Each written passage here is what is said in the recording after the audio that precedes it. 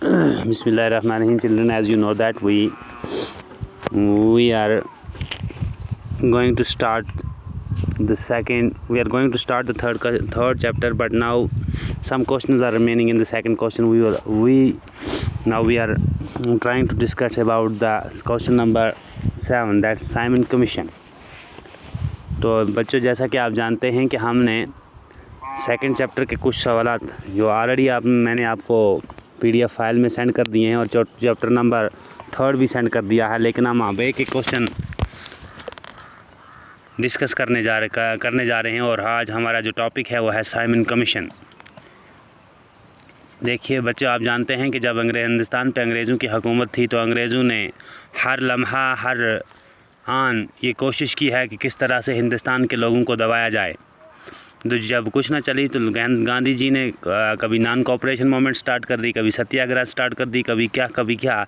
जब वो तंग आए तो उन्होंने एक कमीशन बनाया, एक कमीशन बुलाया और कमीशन में कुछ ऐसे कानून पास कर दिए, कुछ ऐसी बातें पास कर दी जिस पर हिंदुस्तानी और ज़्यादा नाराज़ हुए. जैसे पहले उन्होंने रवालत एक्ट पास किया, उसमें कुछ ऐसी बातें उन्होंने पास की कि जो नाकाबिल बर्दाश्त थी.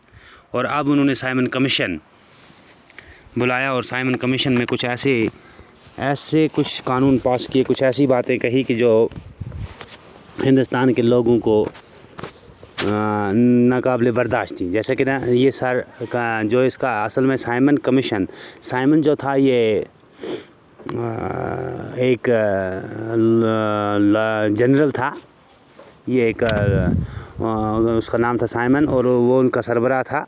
इसीलिए जब वो जमा हुए तो उसका नाम रखा उन्होंने साइमन कमीशन.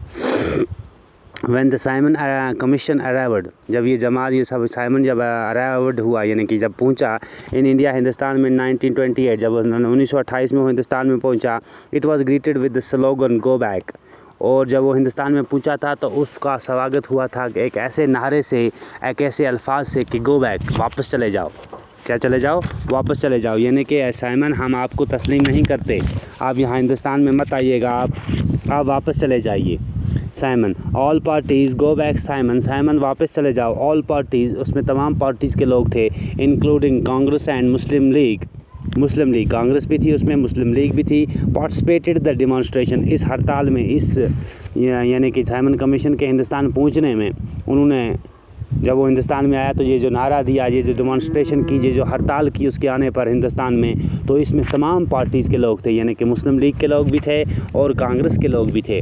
सारे लोगों ने इकट्ठे होकर इसके ख़िलाफ़ नाराबाजी की. Lord Irwin made an effort. Lord Irwin जो थे वहाँ इस वक्त जो जनरल थे हिंदुस्तान में अंग्रेज़ हुकूमत के, उन्होंने मेड एन एफर्ट, उसने एक कोशिश की to win the hearts of Indians, के हिंदुस्तान के लोगों के दिलों को जीता जा सके. वेग्यू ऑफ़र वाज अनाउंस्ड, उसने एक वेग्यू यानी कि एक तोहफ़ा, एक ऑफ़र अनाउंस किया है, एक तोहफ़े का, एक ऑफ़र का ऐलान किया उसने.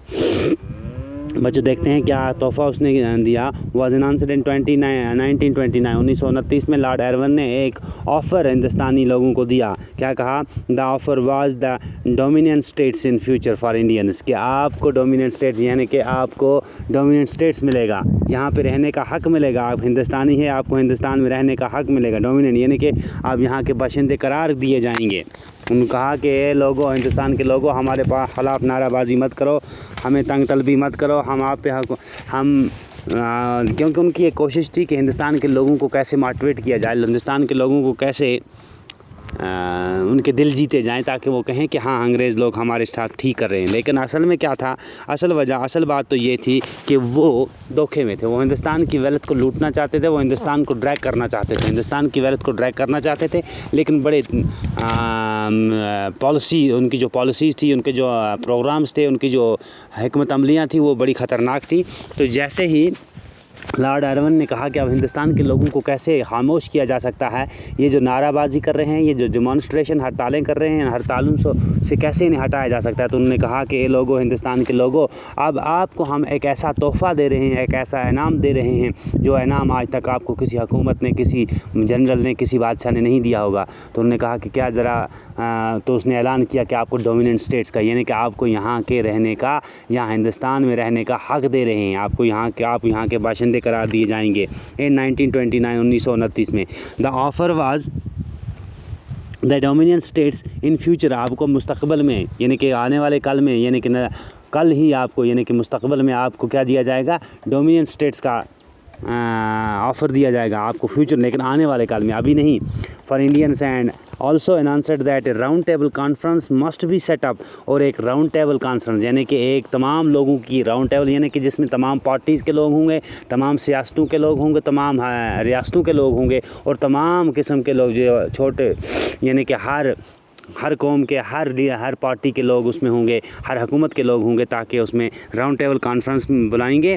मस्ट भी सेटअप की जाएगी round table conference to discuss, इस बारे में बातचीत करने के लिए सेटअप की जाएगी फ्यूचर कॉन्स्टिट्यूशन के, हिंदुस्तान के लिए एक मुस्तकबिल में एक नया आइन बनाया जाए। कॉन्स्टिट्यूशन कहते हैं एक नया आइन बनाया जाए, एक नया कानून बनाया जाए कि हिंदुस्तान के लोगों को अब कौन कौन से हकूक़ दिए जाएंगे, हिंदुस्तान के लोगों से कैसा बर्ताव किया जाएगा। तो इसके लिए एक राउंड टेबल कॉन्फ्रेंस बुलाई जाएगी, और उस राउंड टेबल कॉन्फ्रेंस में हिंदुस्तान के मुस्तकबिल के लिए, हिंदुस्तान के आने वाले कल के लिए एक कॉन्स्टिट्यूशन बनाया जाएगा, एक नया आइन बनाया जाएगा फॉर इंडियंस, हिंदुस्तानियों के लिए।